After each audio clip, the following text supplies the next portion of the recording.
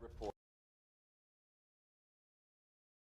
major crimes and murders, with a significant reduction of almost 20% in murders for 2024. Between January 2022 and January 2025, we have reduced murders by 51%, and January 2025 had the lowest monthly murder count since September 2014.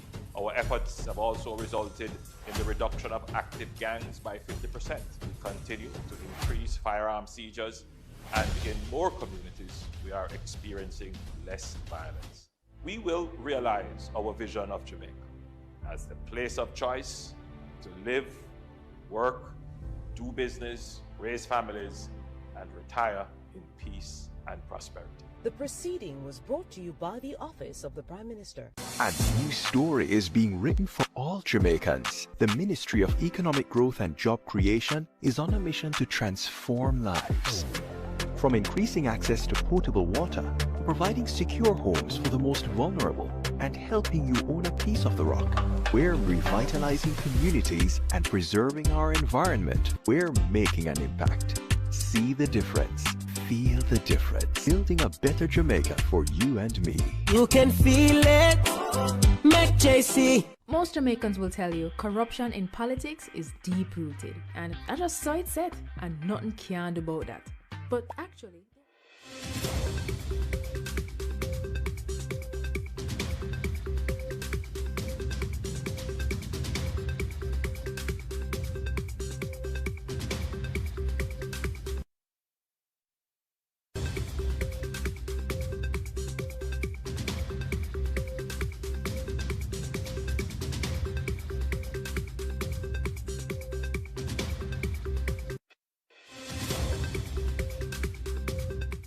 Watching this press briefing from around the world. It is Thursday, October 30, 2 days after the passage of Hurricane Melissa. And we all know it's been devastating seeing the scenes in Western Jamaica. There are entire communities that seem to be marooned and also areas that have been flattened. I think the entire Jamaica is really broken because of what has happened. But we remain resilient. We are working to get to those who need as much assistance as possible. And I will give you some updates right at the beginning. I know some of you go off at 10:30 for other programming that's not as important. So I'm going to try to get through those updates very quickly. But I have to acknowledge persons in the room. Where this morning you're going to have the Honorable Favour Williams, our Minister of Finance and the Public Service. You will also have the Honorable Desmond Mackenzie, our Minister of Local Government and Community Development, the Honorable Darrell Vaz, our Minister of Energy, Telecoms and Transport, the man working to get the lights back on and holding our energy partners very much responsible and holding their feet to the fire. The Honorable Matthew Samuda, Minister of Water, Environment and Climate Change, who will update you on the water situation. The Honorable Nestor Morgan, our Minister with responsibility for works, updating on roads. We'll also have the Honorable Andrew Wheatley, our Minister with responsibility for science, technology, and special projects. And he's going to be bringing us some updates on some issues we're having in the online space. We have several permanent secretaries here. We acknowledge them. I know we don't have much time today to go through everyone, members of the media. We also have with us some special persons. We cannot do this recovery without partnership and without international support. And we have some persons here with us who are indeed Jamaica's brothers and sisters, and those are representatives from the government of the Cayman Islands, and I have to acknowledge them. We have the Honorable Andre Ebanks, and I'd love you to stand so they can see you, the Premier and Minister for Financial Services and Commerce from the Cayman Islands, and he has a team with him. They came in this morning. They flew in one of the first flights to come to Jamaica with supplies to assist the Jamaican people. They had generators, medical items, meals, and they're going to be doing more. They've said they're going to do much more, and we're so happy to have you here this morning, and we thank you for your partnership in this very difficult time for us. We also have several ministers here with us. We have the Honorable Nicholas Da Costa. We also have the Honorable J. Ebanks. we also have, I mean, the entire Cayman team seems to be here. We have the leader of the opposition, Mr. Joey Hugh, is here with us. And we have the Honorable Consul, Dr. Joseph Mazuka. He's here too. He's organized all of this.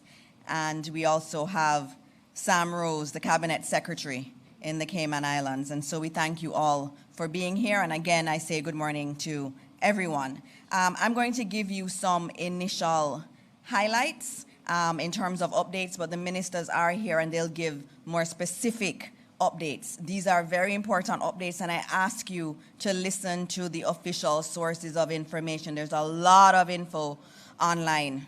Some of it is true, some of it is not. So please pay attention to official information. And so yesterday, several ministers were out doing damage assessments. I know all the members of parliament were also. In addition to that, our Prime Minister, he did aerial tours and ground tours yesterday in parts of Western Jamaica. The Prime Minister today will attempt to do Trelawney, Westmoreland, and Hanover. So yesterday we were able to do some of St. Elizabeth, we were able to do some of St. James, didn't get to do everything that we would have wanted to do because sometimes the helicopter could not land because of the devastation. And so today, based on the weather, and as you know, we can't send the helicopters up if the weather is not good. And so we have to always bear in mind safety. So we'll continue some of that work today. And the Prime Minister, as I said, will attempt today to go to Trelawney, Westmoreland, and Hanover because we have to see the damage that has been done there. There's also we've had many requests from members of the media to also go up in helicopters to survey the damage. But we cannot do that right now. Right now, all the helicopters are focused on relief-related efforts. And so we cannot at this time do that. But we're hoping that by in the weekend, we'll be able to accommodate media. And so we'll be able to have some limited tours, if you want to call them that, or missions where we take members of the media to see the damage by air. I'm going to go now into some updates from the Jamaica, the JCF and the JDF, but primarily the JDF. The JDF, or military, is doing quite a lot of work, and I just need to note they have activated a humanitarian and disaster task force, and they have several disaster assistance teams that are working, 3 different teams. Yesterday, they started the work to get to Westmoreland. They are cutting their way on foot through blocked roads, by foot. This is not easy work. So they were able to get to Black River through a lot of very difficult work and difficult conditions. They were also able to do Luana, Middle Quarters, and New Holland. They got to Holland Bamboo yesterday, and they encountered lots of problems there. As you know, these beautiful bamboo plants, they're entwined, and they've had to be cutting through, and they've had to pull them out, use equipment. Sometimes it's machetes that they're using to get through them, and there are hundreds of bamboo plants that they're trying to get through. They did not finish it last night.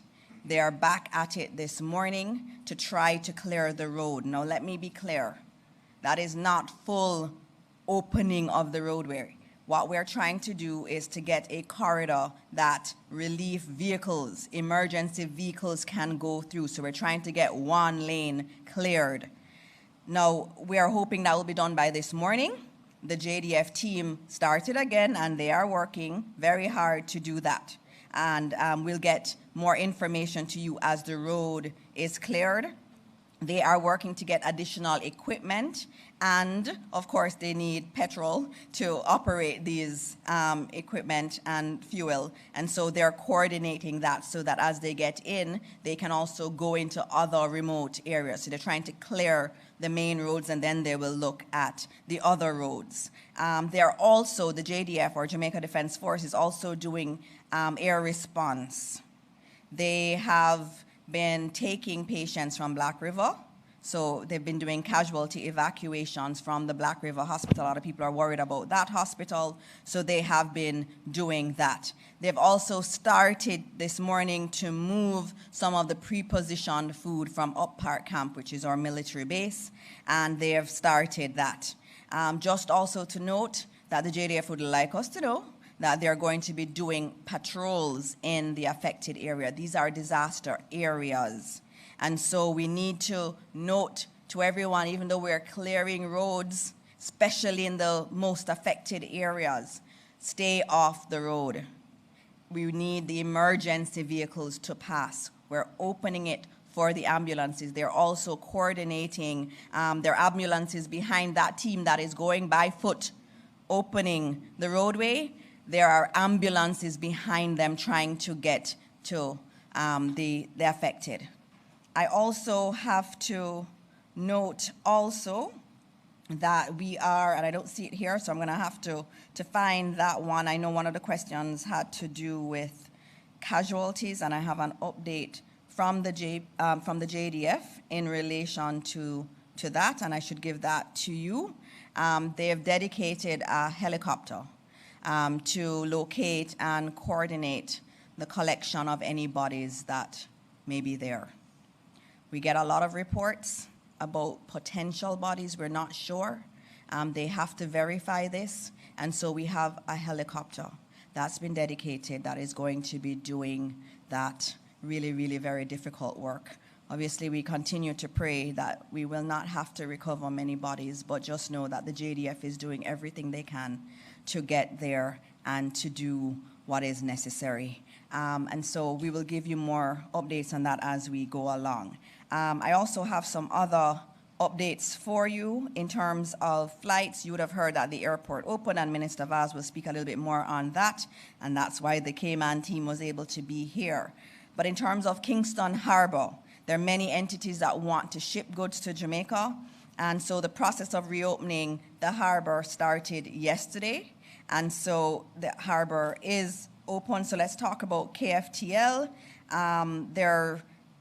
Most of their berthing systems are intact and sound. There have been minimal damage to cargo, and so we expect that this morning it did happen. The harbor master declared the harbor open, and vessels can now come in. So KFTL and KWL will commence unloading of vessels and delivery of cargo. They started that at 7 a.m. this morning, and so the ports are opening.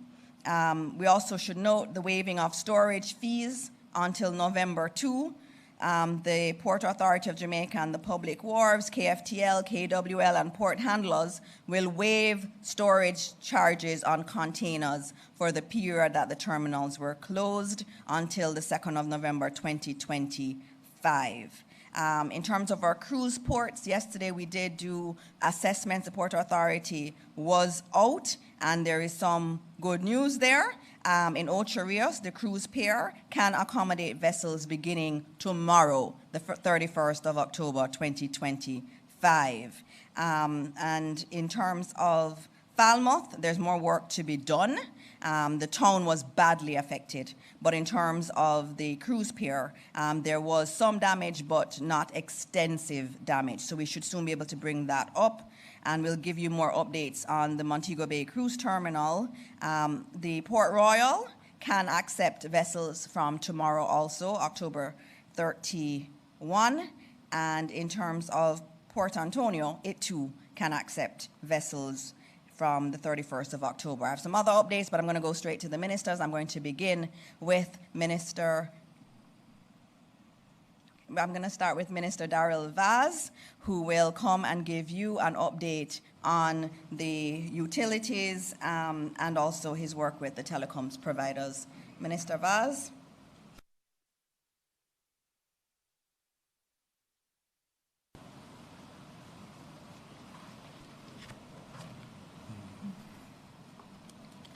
Thank you very much. Good morning to everyone, especially our friends from Cayman, Premier Leader, Opposition Ministers. Thank you very much for coming. Means a lot. So let's start with JPS. as of 8 a.m. this morning. The country is currently operating on a slim generation reserve margin due to the unavailability of generation units and required high voltage transmission lines to meet growing demand from restoration.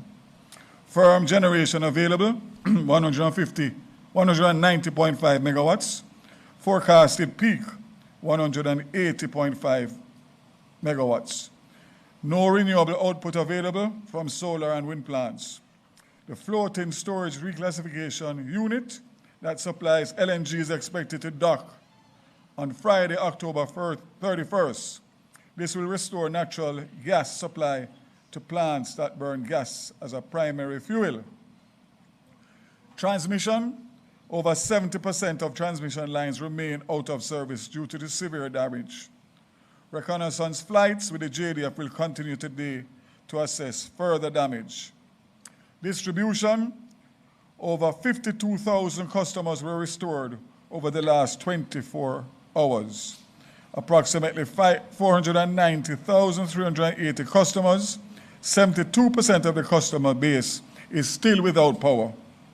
70% of the distribution network is de-energized with only sections of Kingston and St. Andrew, St. Catherine, and St. Thomas, the main areas being served. Let me just note that I got a report a while ago that the entire St. Thomas is suffering from low voltage. So I asked JPS to look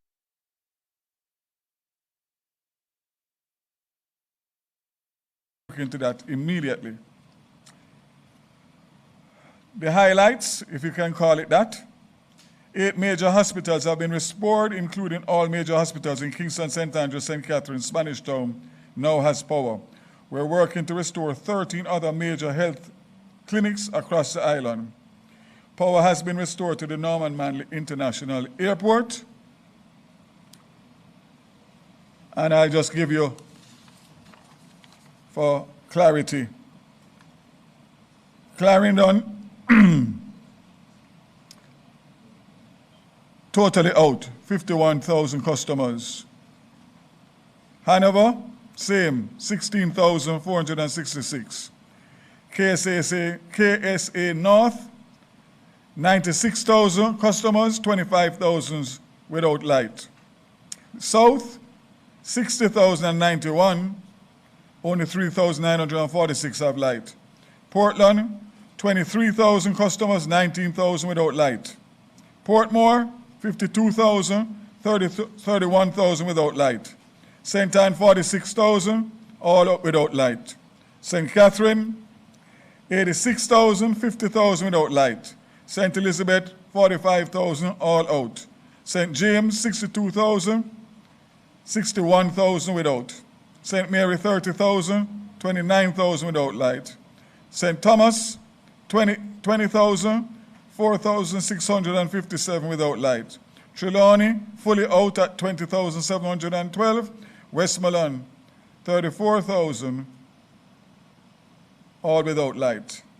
So total customers out as of October 29th is 542,000, and customers restored over the last 24 hours, 52,000, leaving 490,000 without power.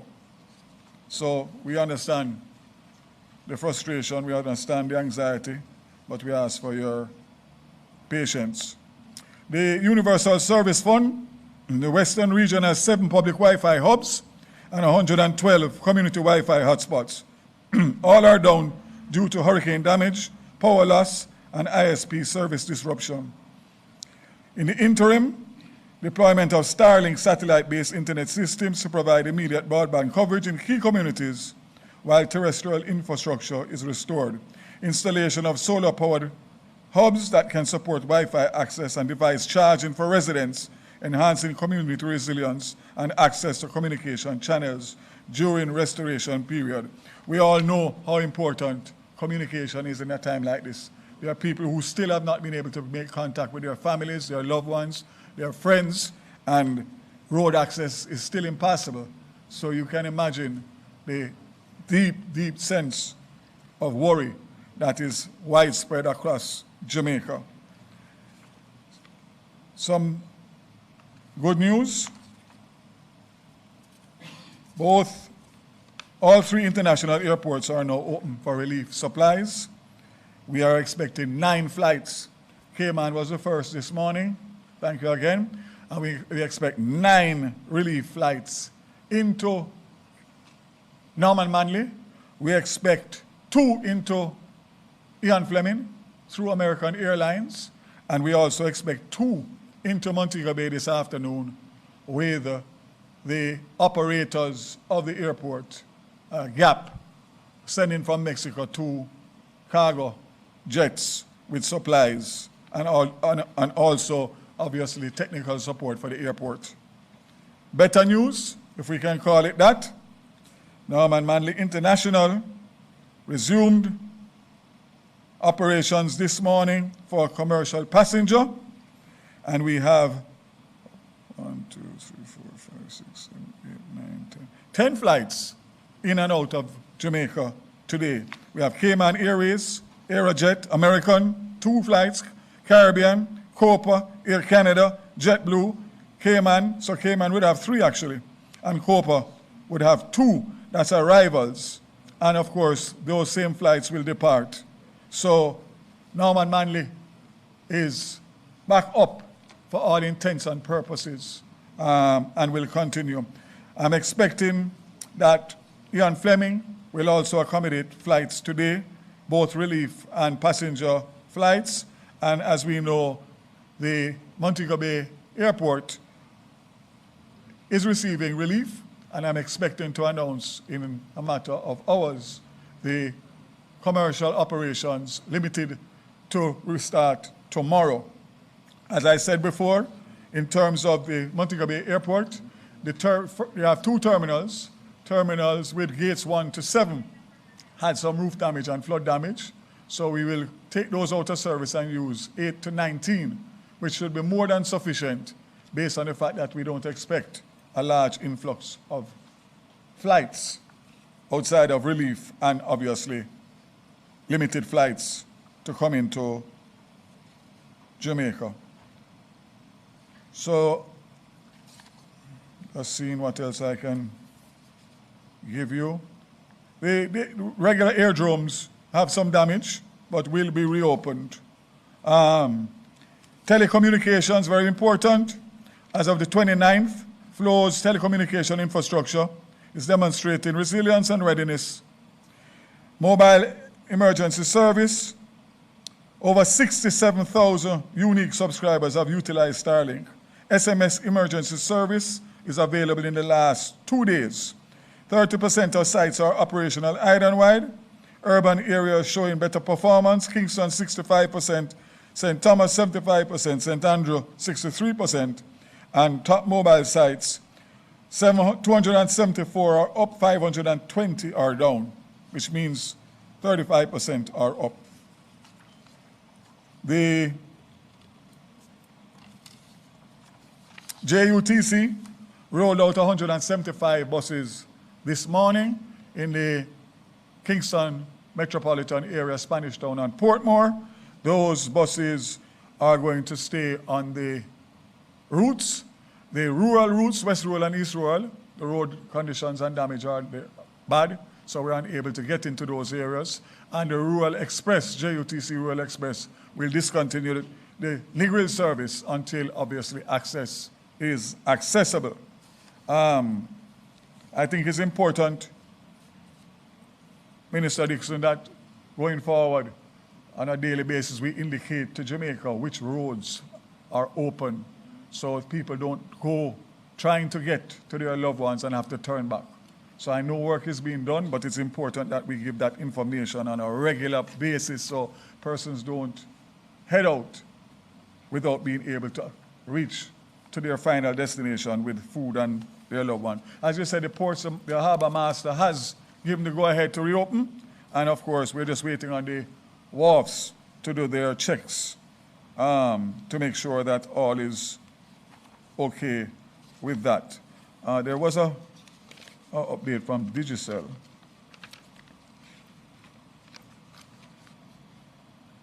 I'll have to provide that at a later a later stage. So I'll save the rest for questions, and I'll try and get some more information between now and then. If there's any essential service under my ministry that I've forgotten, please just ask the question and I'll get the information. JUTC and Montego Bay Metro, both are serving as best as possible.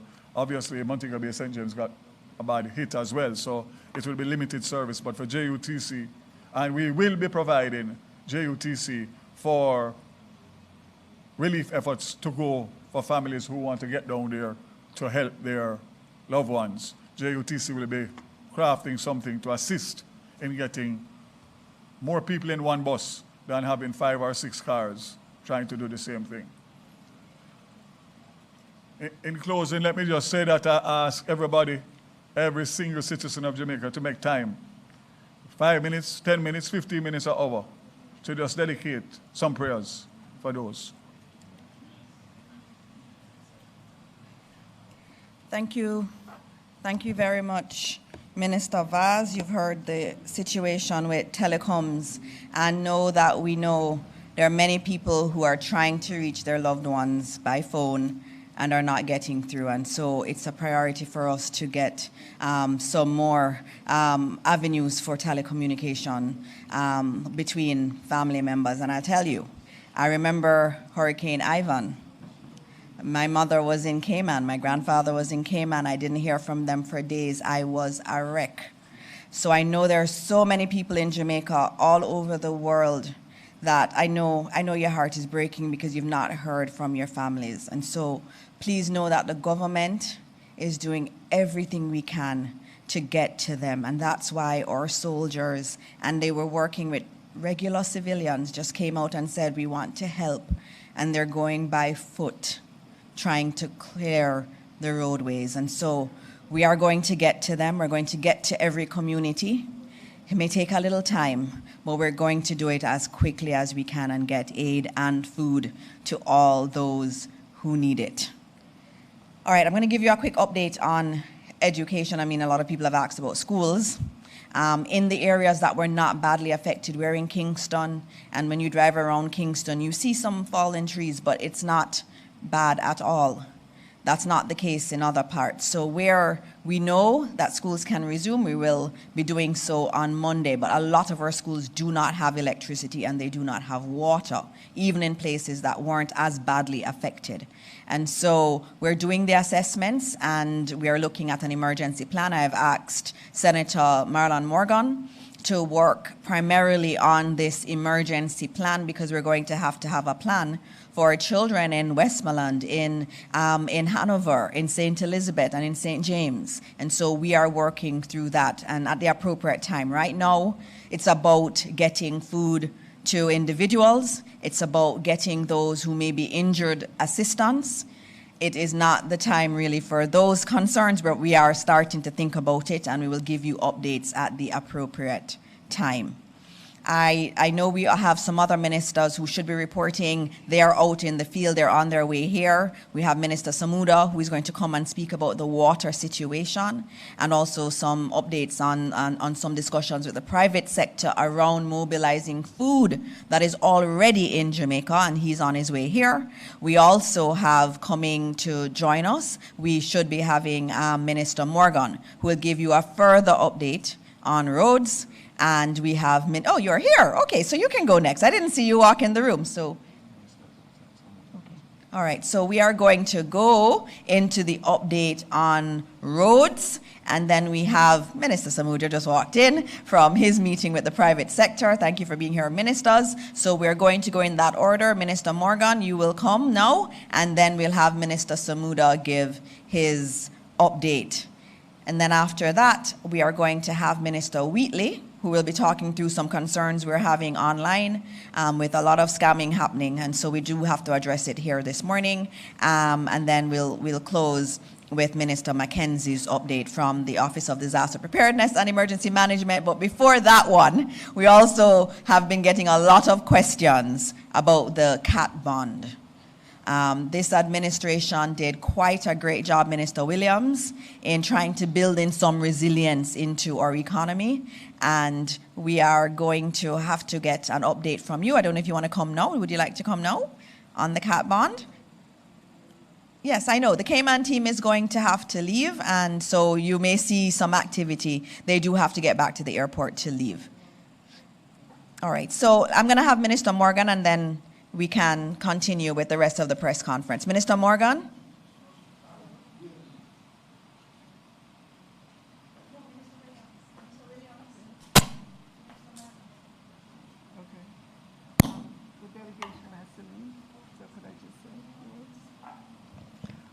Hello, good morning, everyone, colleague ministers. All right, no, I'm not Minister Morgan. But let me say good morning to colleague ministers, permanent secretaries, ladies and gentlemen, members of the media, and to say how very delighted I am this morning to be here with the Premier from the Cayman Islands, the Honorable Andre Banks, and his delegation. I met them at the airport this morning. I welcome them, having heard and seen the footage about Hurricane Melissa in Jamaica. They jumped on a plane and are here this morning. So I'm going to give a minute to the Premier just to introduce your team or just to hand over. Okay.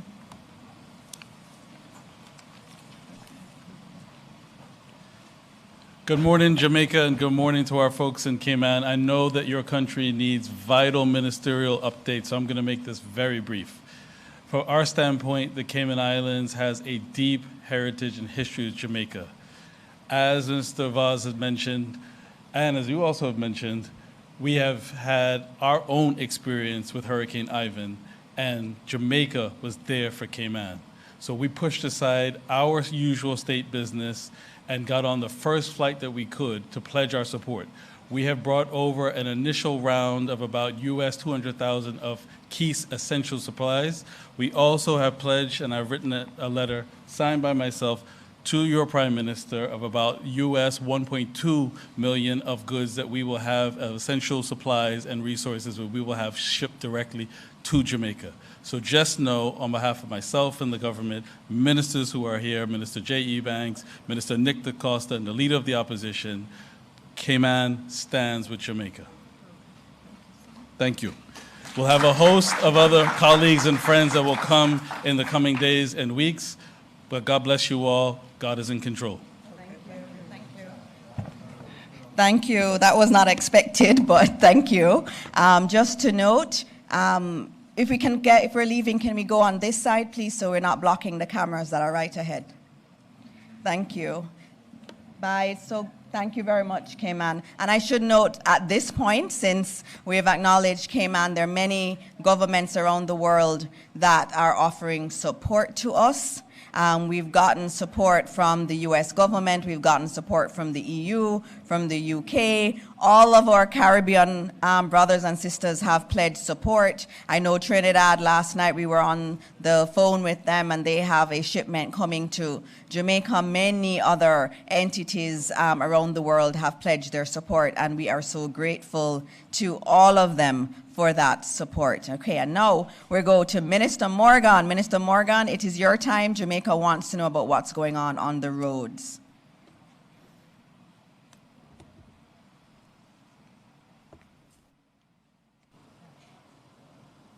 Thank you very much, Dr. Morris Dixon. Thanks to everyone who is tuning in.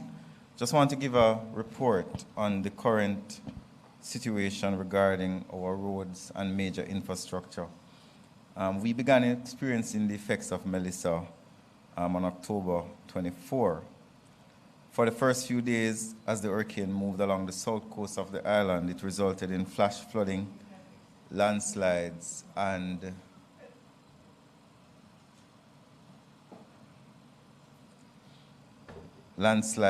block drains in several parishes, especially in eastern and in central parishes. On October 27, the hurricane made landfall along the western coast of Jamaica, resulting in a significant damage to roads and other infrastructure, particularly on the western parts of the island, Westmoreland and South St. Elizabeth, South Manchester, and in some places in Clarendon. It also had serious impacts in Trelawney, Hanover, St. James, and St. Anne. Based on the reports received up to early this morning, more than 151 roads have been reported affected island-wide. Of this amount, 134 are still blocked. We have fully cleared 11 roads, and we have partially cleared to single lane 41 roads, and we continue to work on 82. So let me repeat that. 151 roads are affected.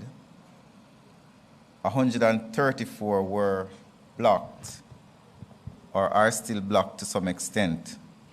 And we have cleared 11 fully, and 41 are single lane, while we're still working on 82.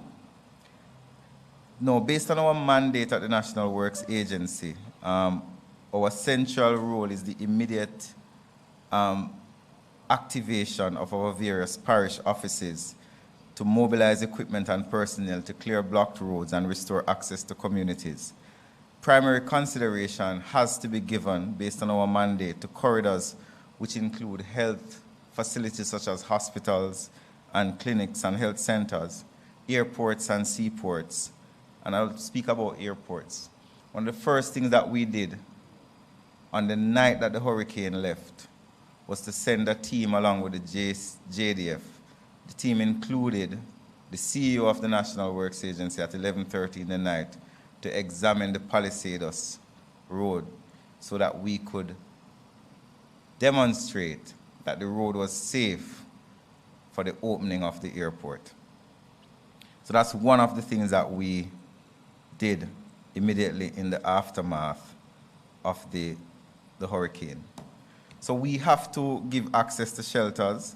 We have to work with the Jamaica Public Service Company to give access to power lines and so on. But we also have to wait on the Jamaica Public Service Company to tell us that this line is no longer live and we can clear it. Across the island, a large percentage of the Jamaica Public Service facilities are lying on the road. The contractors cannot touch those power lines without the Jamaica Public Service Company saying to us, it is safe for us to do so. So we have a very close relationship with the Jamaica Public Service Company. So many persons would be calling and saying, the NWA tractor is sitting there waiting. It is waiting because for safety purposes, we can't touch the line unless we get a clearance. Even though it may look like there is no power, our contractors cannot be sure. We have to provide access to cell towers to ensure that Jamaicans have access to telephony. We have to provide access to major road corridors. For example, this morning, we are working on the North Coast Highway, where there are several areas, particularly near Pear Tree Bottom, where there is silting on the road. There's also a boat, a large boat, that is across the road on the North-South Highway that we're working to clear. We have to examine major infrastructure, such as bridges. We have to look at the Sandy Gully Bridge to make sure that it is ready to take heavy traffic again. We have to look at the Maypen Bridge, the Yallas Bridge, all of these things. And not only do we have to look at the bridges, but we also have to work in collaboration with NWC, because a lot of the bridges also carry important utilities such as water line on them. So it's a collaborative approach with the government. We have secured partnership with our partners, including construction contractors, major contractors such as China Harbour Engineering, and other grade 1 contractors such as S&G and others. I won't name all of them, who have capital works taking place. For example, S&G is working in Portmore to help clear the roads in Portmore. China Harbour is working in St. James to help to clear those roads in St. James. And all across the island, we have engaged not only contractors at the grade 1 level, but also lower level contractors and also equipment owners island-wide. And they're working specifically in South St. Elizabeth. We have a lot of equipment in South St. Elizabeth. Right now, as we speak, we have equipment in Black River trying to clear the debris. But let's give an example of what is happening in South St. Elizabeth. There's 4 foot of sand on the road adjacent to the sea that is not going to be cleared in 24 hours. 4 feet of sand stretching for over a mile is going to require significant haulage, significant heavy equipment. So 24, 30 odd hours after the hurricane, our contractors are active, we are active on the ground. But the reality that we face is that we require time. Holland bamboo is another situation. Not only is Holland bamboo the bamboo in the road, but it is also flooded. So the time it would take to clear, if it was only the bamboo in the road, would be easier. Moneague is the same thing. The bridge at Moneague, we want to clear it, but it is also flooded. It's going to take some time for the water to recede so that the heavy equipment can go in. Not only do we have to contemplate that, but there are also areas where the hillsides have become unstable. So you might send an operator in, for example, Bagwat Gorge. An engineer has to come and look at the hillside to ensure that rock falls are not continuing. So imagine sending an operator into the gorge and a rock falls on the machine and he loses his life. It would be irresponsible of the entity to allow that to happen. So there's a lot that goes in. It's not just sending personnel into an area to clear a road. There are other things that factor in to the clearing. So we are in collaboration with JPS, NWC, Office of the Disaster Preparedness and Emergency Management, and we continue to work. Our first priority is to give single-lane access, at least single-lane access to where roads are blocked, which includes removing fallen trees, clearing landslides, relieving flooded areas by creating additional drainage. Our 14 parish technical teams, along with support from other departments, are assessing the effects of the damage and assigning appropriate equipment to clear affected areas. And we've also deployed technical teams to look at our bridges and critical infrastructure where river training may be necessary. We're also engaged with our coastal experts. For example, we're engaging with Smith Warner to look at our revetments across the island to ensure that they are stable. We're also looking at our gully network island-wide to ensure that even though the rains have stopped, are there gully walls that have now become unstable that may pose a risk to life for people who live close to gullies. We also have to be looking at our traffic signal network island-wide. A large portion of our traffic signal network is down, so we have to be doing assessments of that as well. Several communities, especially in western parishes, which were impacted by the hurricane, have seen a significant number of their drains destroyed. We continue to conduct assessments and create access where inaccessible areas exist so that our technical teams can look at the damage that exists there and solutions can be made. The works to achieve the access are being undertaken by private contractors who are part of the agency's framework. At the beginning of the hurricane season, we would have put out a call to every single contractor who has a public procurement certificate to ask them, if there is a disaster, do you wish to participate in recovery? Our first call is to the contractors who responded of their willingness to put down their equipment to absorb some of the cost of clearing and holding strain until we are able to stabilize and pay them. 24 hours to 30 odd hours after the event, we are still clearing roads and restoring access island-wide, and hence we are not able to provide a full cost as yet as to what the impact has been. Our targeted approach is multi-pronged. Reopening of blocked roads first to at least single lane, restore drivability of main thoroughfares which have been scoured, assessment of critical infrastructure for safety, bridges, gullies, rock revetments, and river training, assessment of traffic signal network, collaboration with our partners, JPS, NWC, our telephone companies, ODPEM, and our municipalities, and also giving regular updates to the nation as to where we are in clearing and assessing. Thank you very much, Minister Dr. Dana Morris-Dixon. Thank you. I know your teams are out there. I've seen them, and I know they're definitely working in the most damaged areas also. We're going to now have the update on the water situation, and we have our Minister of Water, Environment and Climate Change who will now give his update on that, on other things too.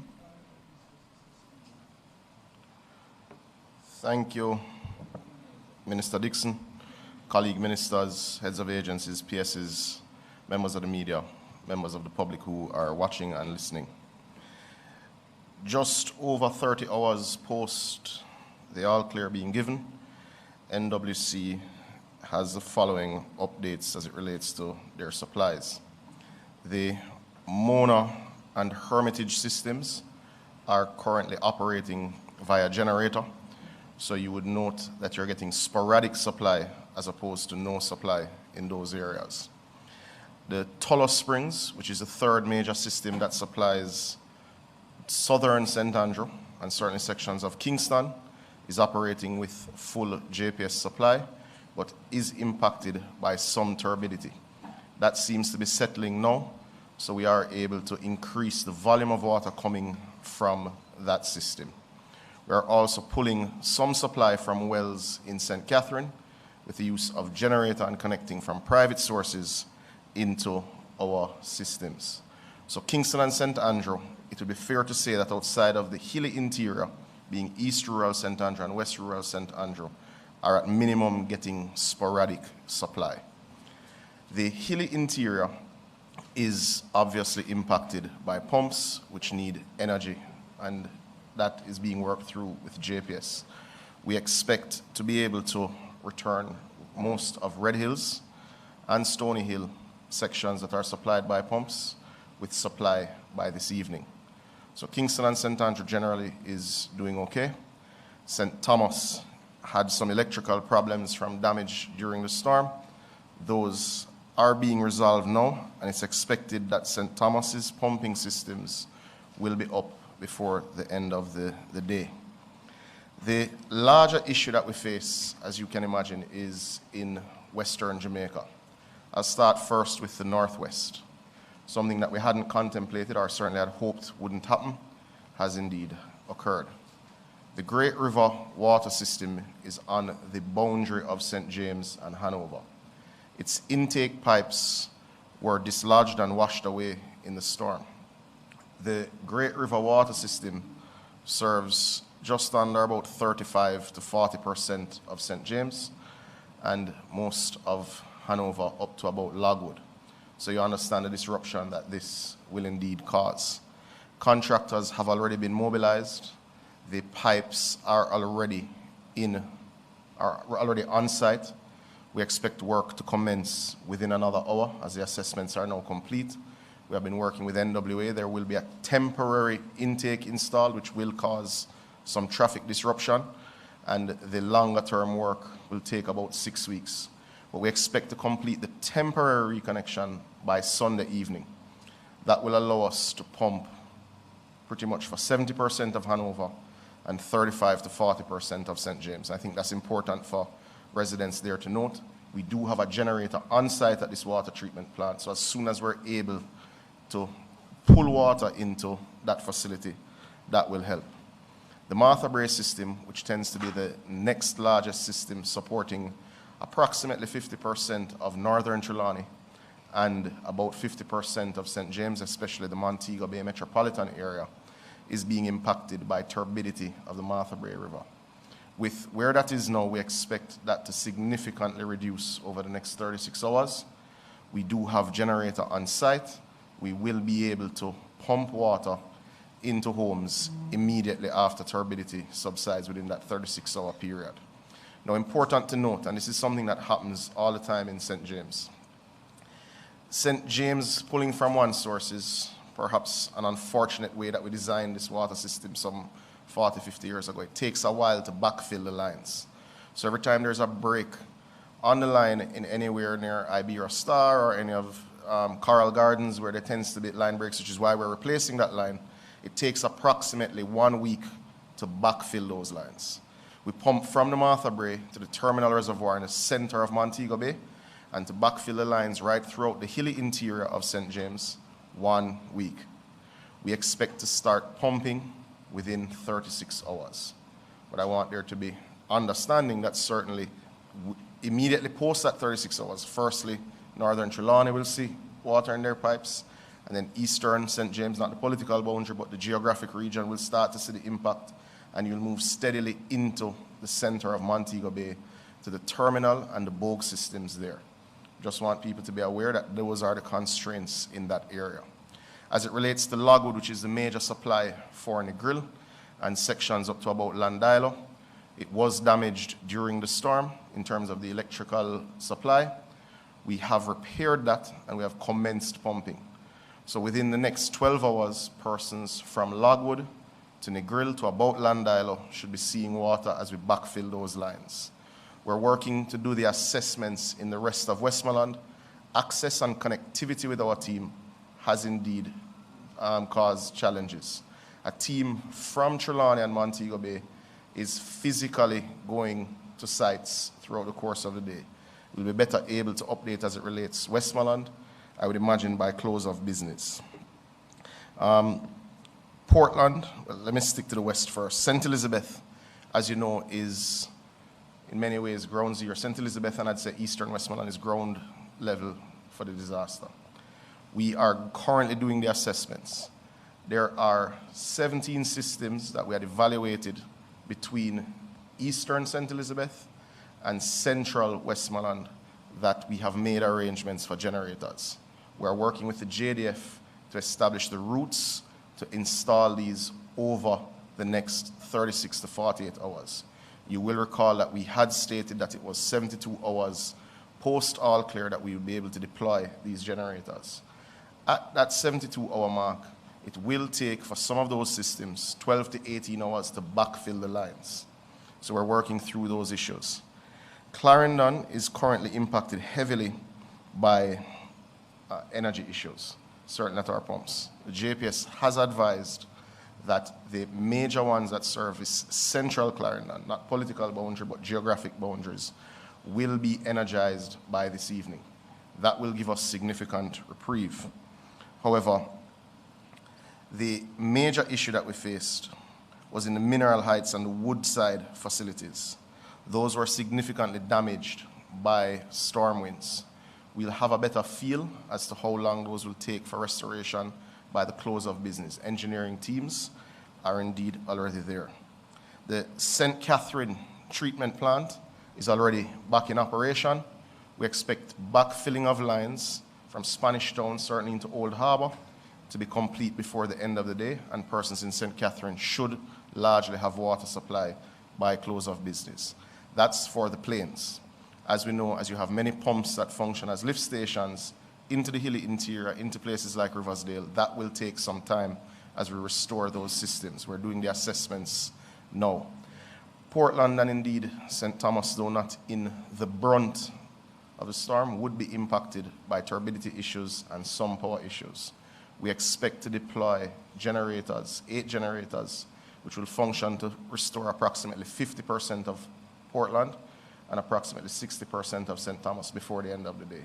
So we're working through those systems.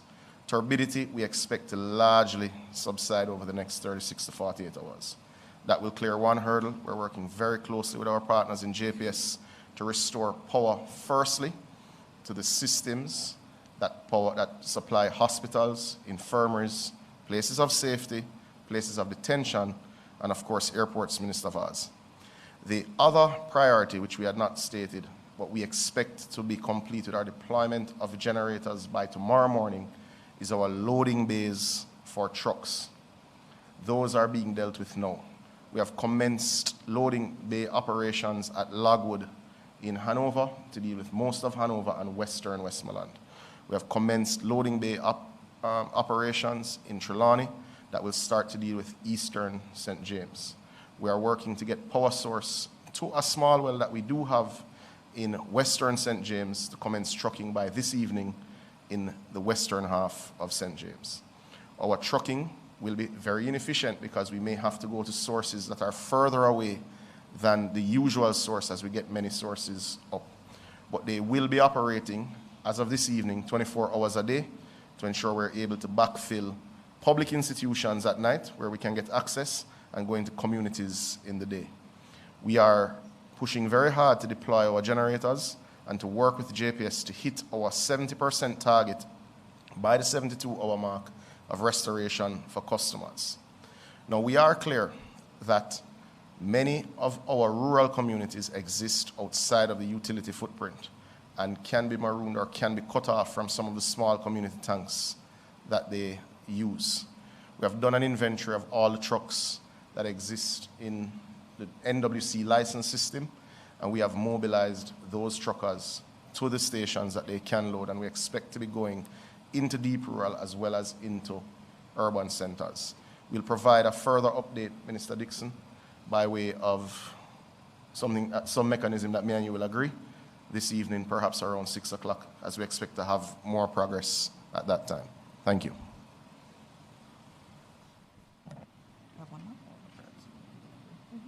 Yes, he's going to update on the private sector meeting that I had said earlier. So the Prime Minister, as a subset of the disaster risk mechanism, had asked me to engage with the private sector as it relates to food and medication. I would have had a meeting with the PSOJ, with representatives of the PSOJ, the JMEA, the JCC, the Shipping Association, and Port Authority this morning. We have looked at their current capacity on the ground. They're doing their internal assessments in terms of what they'll be able to contribute. They've formally engaged many of their suppliers for them internationally to also make donations, since they've benefited so well over decades in Jamaica. And we have formed a joint working group that will look at the distribution mechanism for over 200,000 packages over the next 10 to 21 days. That is the assessment of what we will need urgently to many of our affected communities. Now, this distribution mechanism will not be a one-size-fits-all. One of the things that we're doing throughout the course of the day and working with the JDF to do is we're assessing stores that exist in the areas worst affected that are standing and are able to operate and have stock and can be restocked because the roads are close to those areas. So in those areas where stores exist and have stock and are able to function, we'll be initiating a voucher system as soon as is possible because we don't need to mobilize physical goods to go there. Where stores are not in a position to operate, we will be dealing with packages, certainly with dry goods and non-perishables, so that they're able to make their own meals in that regard. We will also be supporting with several of their members in the food and beverage industry, through the JDF, through the ODPEM, through the Ministry of Labour, with cooked meals where they're able to support. So for instance, I know today across 3 of our major patty suppliers, some 35,000 patties are being baked to be sent to the West in Jamaica. And that's one initiative of many. But we'll be reconvening mid-afternoon, and we'll give a formal update in terms of how we plan to distribute significant food packages over the next 7 to 10 days to the worst affected areas this evening. Thank you, Minister. Thank you very much, Minister. As you see, we're all jumping in where we can and supporting the effort as best as we can. One of the main questions we've had from the media, particularly, has been about the cat bond. And so, Minister Williams, we are going to ask you to give an update on that. Just noting we do have a cabinet meeting, so we will have to break soon because all of us are needed in cabinet. And so Minister Williams will go, and then Minister Mackenzie will give his and then Minister Williams first, and then Minister Wheatley, and then Minister Mackenzie will close.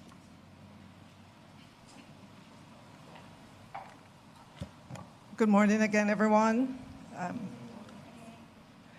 All right, I know that we can agree that we can't prevent the storms and hurricanes that come at us. But one thing this government can be credited with is putting together a robust national natural disaster risk financing policy and taking the steps to ensure that we put the financing in place, the financing framework, and maintain it over the years and made it more robust, so that this morning we can stand here to remind you that that framework consists of several layers. The first layer that we can immediately call on is the contingencies fund with $5.3 billion. Then we have the National Natural Disaster Reserve Fund with $1 billion. There are some conditions that apply, and we'll work through those.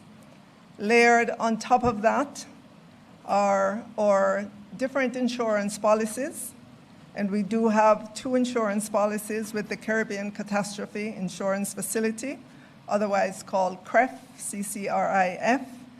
And the coverage there for tropical cyclone is US $91.6 million. And for excess rainfall, the coverage is US $37.3 million, of course. Those are also parametric insurance, meaning preset conditions, and those will be calibrated, and we will get information as to whether or not there would be a payout from that insurance.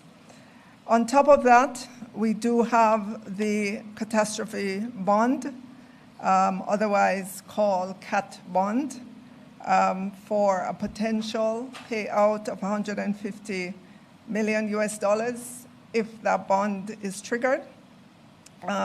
I know that there have been many articles written, many questions asked.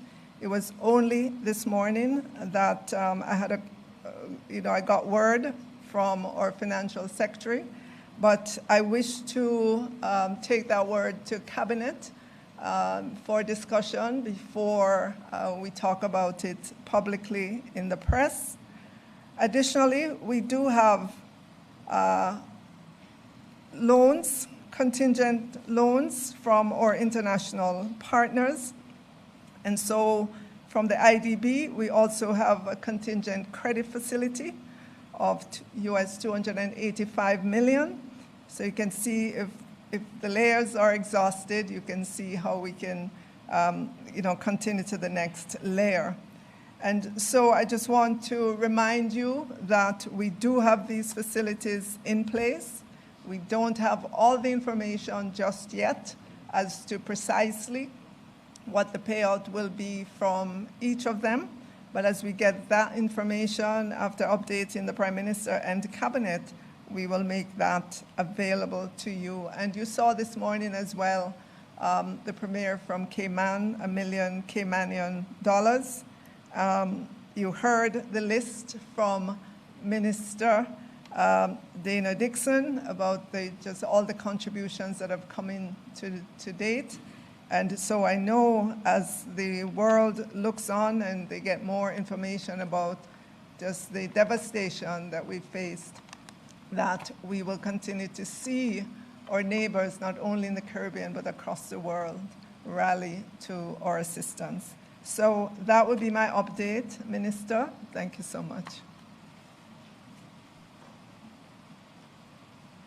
Thank you, Minister Williams. So we now have Minister Wheatley. This is your first time with me. Yes, good. And you have a very sobering update for us. So thank you, Minister, for being here. Thank you very much, Minister. Good morning, everyone. While Jamaica and the government tries to deal with the aftermath of Hurricane Melissa, we have some unscrupulous players, not necessarily within Jamaica, but worldwide, trying to take disadvantage of the situation. The Jamaica Cyber Incident Response Team, Jamaica CERT, is issuing an urgent alert to the public in Jamaica and worldwide regarding the emergence of fraudulent websites attempting to exploit generosity in the wake of Hurricane Melissa. Jamaica CERT's monitoring systems have detected multiple suspicious domains currently under development that appears designed to divert hurricane relief donations away from legitimate channels. In fact, up to last night, we identified 8 such sites, and just now it has been updated to 28 sites that are attempting to divert contributions, donations from legitimate sources. These malicious actors are creating fake websites with names deliberately similar to Jamaica's official donation portal. We have identified some of these domains as JamaicaHurricaneHelp.net, JamaicaHurricaneHelp.org, Jamaica-Hurricane-Help.com, MelissaReliefJamaica.net, MelissaReliefJamaica.com, MelissaReliefJamaica.org, SupportJamaicaGovJM.com, SupportJamaicaGovJM.net. And you recognize that the last two are very much similar to our official website. The main difference is that all of our websites, our official website ends with .gov.jm.com. What you have identified, ladies and gentlemen, is that these sites are at varying stages of development. But Jamaica CERT suspect that these sites may become active in coming days. The only legitimate government website for Hurricane Melissa relief donations is https://www.supportjamaica.gov.jm.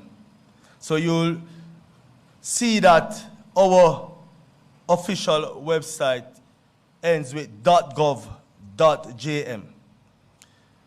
How should you protect yourselves? Verify the URL carefully.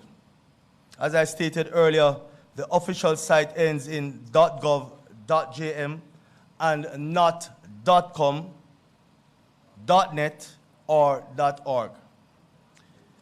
We ask that persons who wish to donate to type the address directly.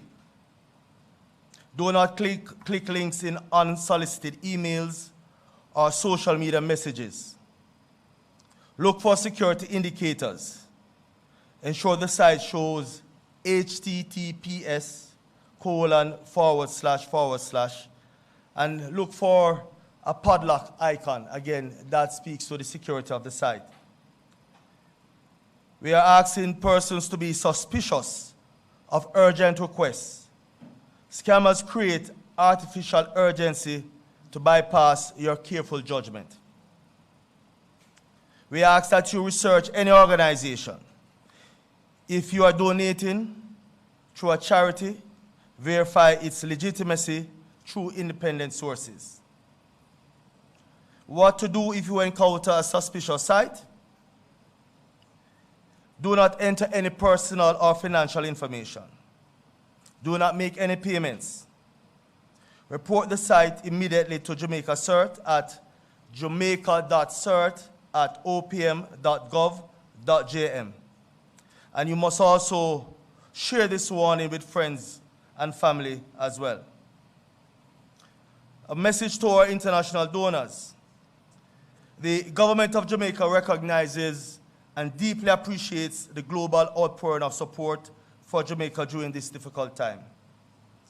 We urge all international donors to exercise caution and use only the official government portal. Your generosity should reach those who need it most, not criminal enterprises.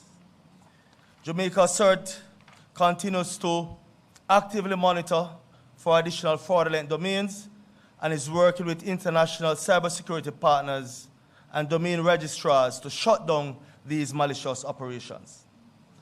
Again, the public will be notified on a continuous basis of any development in this area. Ladies and gentlemen, Jamaica, Hurricane Melissa has caused significant damage across Jamaica, and the need for legitimate assistance is real and urgent. By staying vigilant against these scams, we can ensure that charitable donations reach the Jamaican people who desperately need support.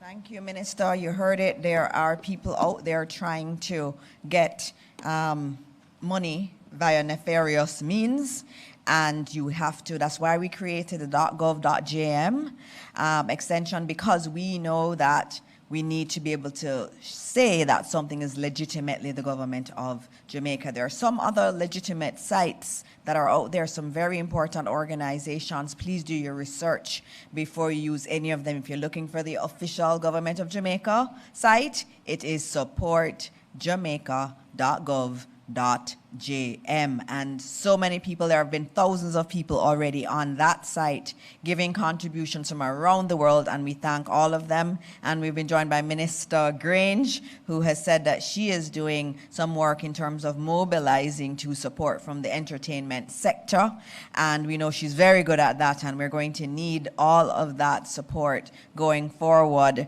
And so you'll be hearing more on the initiatives coming out of the Ministry of Culture and Entertainment and Gender and Sports as they support the effort to get the donations in and to support the communities that are in need. And so our last presenter this morning, and we do have to go to Cabinet, is Minister Mackenzie. Minister Mackenzie is our Deputy Chair of the National Disaster Risk Council, and he'll give you his official update. Thank you, Minister, colleagues, permanent secretaries, members of the media, ladies and gentlemen. I will be very brief because most of the updates that are probably critical to the concerns of many Jamaicans have been addressed by Minister Vaz, Minister Morgan, and Minister Semuda. And we have had another layer of concerns based on the presentation just made by Minister Wheatley. I just want to quickly give an update on the state of our shelters and to advise that presently we have 521 shelters which are fully in operation. Now, the numbers in the shelters would have reduced substantially over the last day because many persons who went to the shelter out of precaution have left those facilities and have gone back home. So we are down to about 13,000 persons within shelters. I know we can't speak specifically to the 4 parishes that has been devastated because the communications with those parishes is very difficult. I got a call from the mayor of Black River this morning, and we spoke, and we are making arrangements to get food and water into Slipe and another community in St. Elizabeth that he spoke to me about, and those efforts are presently on the way.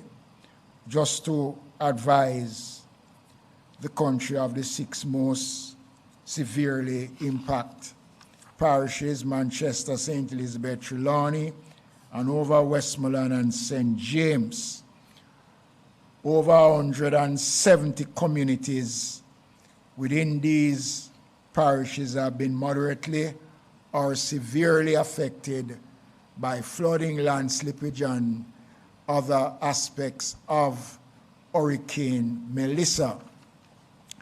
Just want to update that the Emergency Secure Response Team, and Minister Dixon would have spoken briefly to it earlier on, comprising 117 members of the Jamaica Defense Force Disaster Assistance Response Team, the DART, has been deployed to assist with search and rescue, and they are en route making clearance and distributing food packages along with the Jamaica Constabulary Force and the Jamaica Fire Brigade in many communities that are accessible.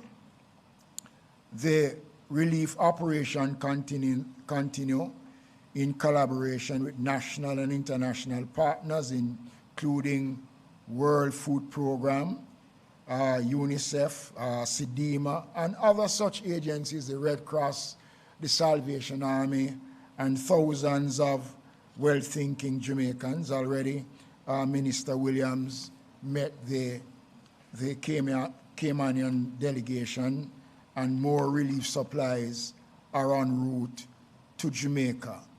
I just want to close now by saying I spoke yesterday again about the question of the operation of the shelters. And again, social media is making hell out of what the government is doing. There is no truth that as of midday today, all shelters will be closed. That is not true. That is just not true. So the shelters will remain in operation, especially in the parishes that have been severely affected by the passage of the hurricane. We are making arrangements as I speak to get igloos with ice and water and food supplies to these affected areas. Over the next 2 days, a massive relief program between ODPEM, the Ministry of Labor, and our partners will intensify to get relief supplies to the various communities. Later on, I hope we will be able to give a proper update on the number of deaths so far. Again, I've been hearing some stories that I don't want to repeat, and I'm not going to repeat those stories because the police have not confirmed those reports. But what I will say is there has been casualties, and we do anticipate, based on our information, that there'll be more. But I'm asking persons only to respond to the official statement coming out of the ODPEM or from the Minister of Information, who will receive those information and will provide them to the public. So this is just a brief update. We continue to work. We continue to do all we can to ensure that we reach those who are in need. Thank you, Minister. Okay, thank you very much, Minister.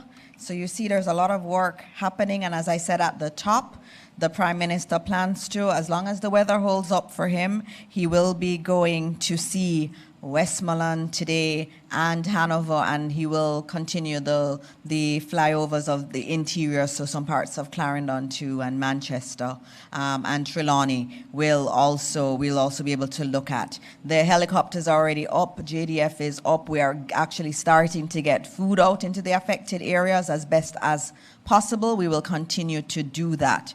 I just need to note there are many international development partners and agencies that are working with us.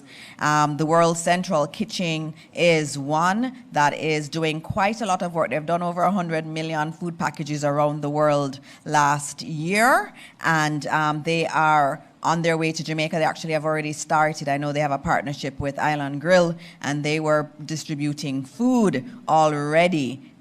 And they came in this morning, Minister Williams is saying, and they're going to do some real good work with us. I know Hart will be working with them, with some of our trainees in the chef area.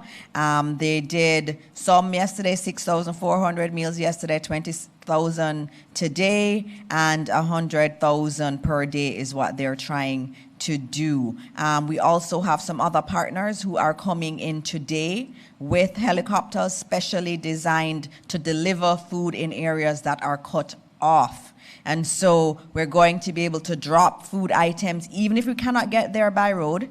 We're going to drop food items in the affected areas. We are working hard to get food to people and water as is necessary. In terms of other updates that I'll quickly give you before we move on, I just wanted to note that I know there are some persons, in Kingston we've not been affected as much, and we're really very devastated for what is happening. I know there are teams right now of volunteers across the areas on the eastern side of the island that are packing goods at the Salvation Army that will go out to the communities that need it. Yesterday, I told you there was a team, there's a big team at ODPEM that's working 24 hours a day.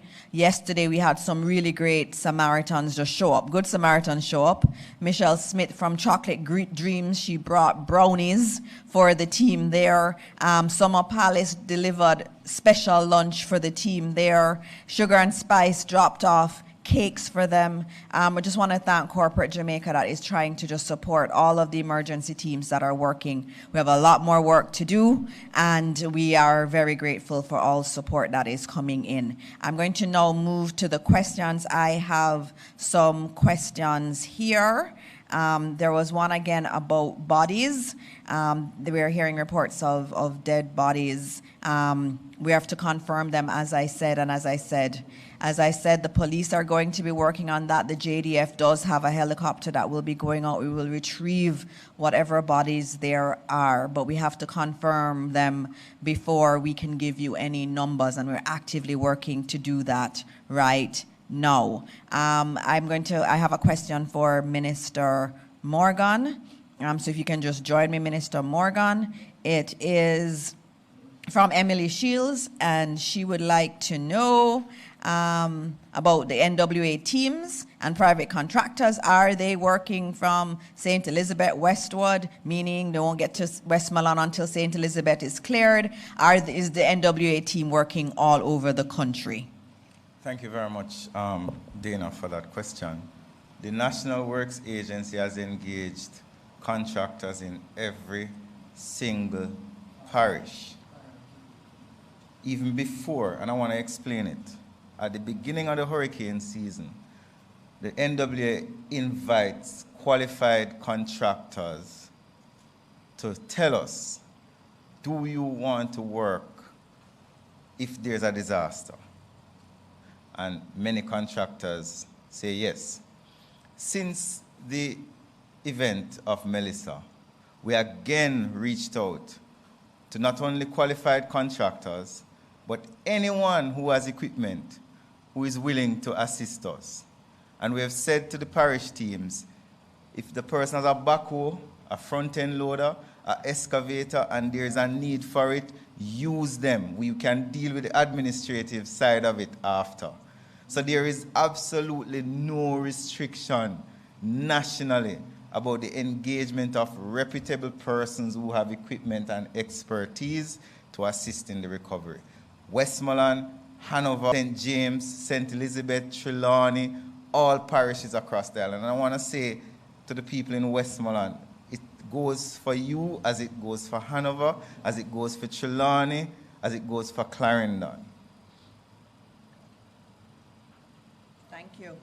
Everybody. Thank we you are very everywhere. NWA is everywhere. There is no area that is being focused on. They are everywhere. I think we have one here. Thank you, Minister. But you could stay because I think they may ask you more questions. Mahiri? Can't hear you.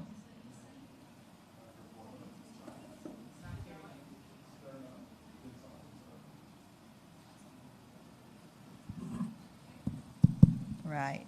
Before we head to nationwide, Minister Dixon, I know a lot of persons have been reaching out. They want to become volunteers. They want to become volunteers. And there's this popular site that I would want someone from ODPEM to confirm.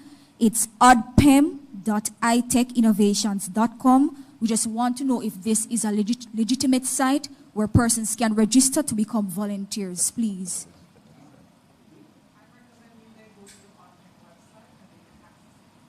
All right, they're asking that you go to ODPEM. There's something that sounds weird, but we'll find out. That's Minister Mackenzie. we welcome volunteers. The Art PEM already have they have about over 2,500 volunteers. But that website that you just named is not something that we are familiar with, so I would refer people to go directly to the Art PEM website, okay? To the Art PEM website, please. All right, thank you, All right, Minister. I'm just noting there's I know there was a call yesterday for volunteers to help with the Salvation Army, for example, and many persons went there this morning. I've been seeing pictures of people packing food there to support. And so we're going to be, there are avenues for volunteering. Obviously, right now, we're focusing on clearing the roads, on getting supplies to those who need it. And there are opportunities to volunteers, but go on ODPEM. There are a lot of sites, as Minister Wheatley has said, that are masquerading as official sites, so please be careful. Morning, everybody. Mahir Stewart, Nationwide News here. Question to Minister Mackenzie. We did hear of one incident of one of the disaster response workers being injured before the hurricane had made landfall, but following the passage, we know of the citizens that are marooned, but in terms of the workers that are already in the areas working, is there anything you can say in terms of whether or not they're okay? The workers, the question was about our emergency response workers. Are they all okay? Has anyone been injured? Well, thank God they are okay, and they have been working 24 hours around the clock, especially in the areas that have been affected more than other areas. And I must commend the JDF, the Jamaica Fire Brigade, and the Jamaica Constabulary Force and our workers on the ground. They have been true to the cause, and they are doing a wonderful job. And thank God so far none of them have sustained any injuries. And question to Minister Morris Dixon. We've received reports at Nationwide News of some institutions that have dorms that are closing the dorms despite the fact that they may have students in them that are from the areas that have been worst hit by the hurricane. In terms of your advice to these schools that are housing these students, what would you advise them to do? What I would say is that we are Jamaican people and we take care of each other. We cannot send home a student to a place where they do not have shelter. We cannot do that. We have to think about each of these students, think about what they are going through. Many of them have not heard anything from their families. And so we have to do the responsible thing, and I ask all of the leaders across the system that they do the right thing, and I know they know what the right thing is. Ask yourself, what would Jesus do? And do that. And last question, I guess it would be to Minister Vaz. We know that the JUTC, for the most part, is up and running in this area. I know the rural school buses were used in terms of transporting persons to shelters. But given that schools aren't open right now, in terms of the usage of those rural school buses, will they still be used during this process to get aid to different areas?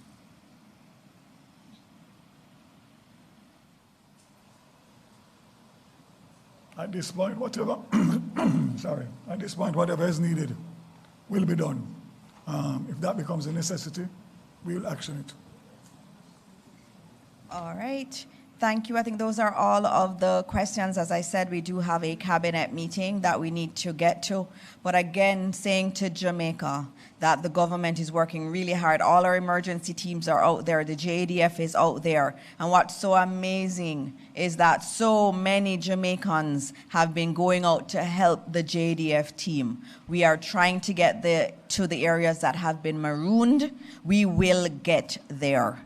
We also have equipment in that we are clearing right as we speak that can drop the food items and other supplies into communities that are marooned. We are going to get to every single Jamaican and give them support. So as we close, we thank you. We will be giving another update tomorrow. Stay tuned for that time, and we will run off to cabinet. But as always, let's continue to pray for those who are hurting, who are really, really deeply in distress today across Western Jamaica. Let's keep them in prayer and let's pray for the entire country of Jamaica. Thank you.